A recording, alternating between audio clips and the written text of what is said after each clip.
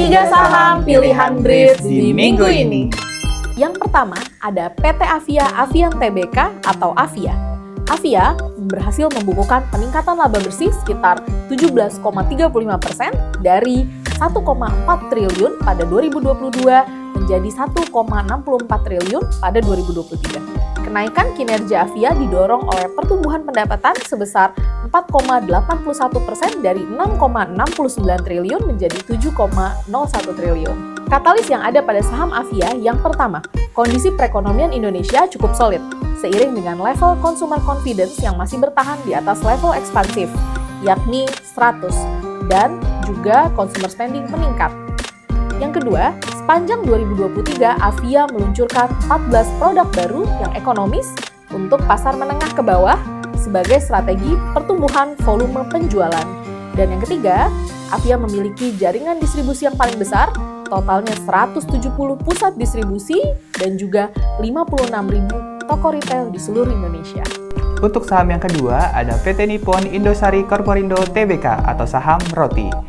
Result kinerja, PT Nippon Indosari Corporindo Tbk atau ROTI membukukan laba bersih sebesar 333,29 miliar sepanjang 2023, menyusut 22,88% dari 2022 yang sebesar 432,22 miliar.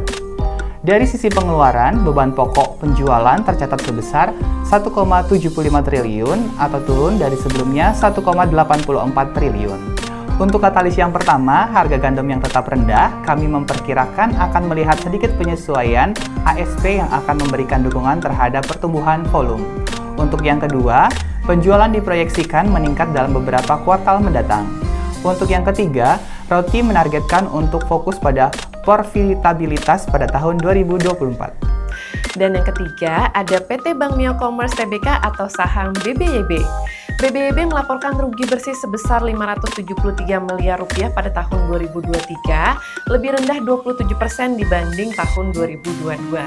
Meskipun demikian, margin bunga bersih atau net interest margin atau NIM membaik menjadi 21% pada Q4 tahun 2023 karena imbal hasil pinjaman yang lebih tinggi.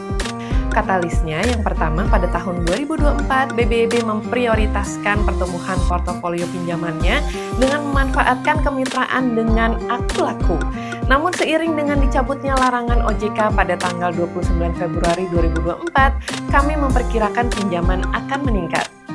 Lalu yang kedua, perusahaan berupaya memperluas pinjaman kepada UMKM dan startup digital. Yang ketiga, BBYB berhasil menurunkan NPL menjadi 3,7% pada tahun 2023 dan berupaya menurunkannya lebih lanjut menjadi 3,5% di tahun 2024. Nah, itu dia 3 saham pilihan Brits di minggu ini. Ada saham favorit kamu? Komen di bawah ya.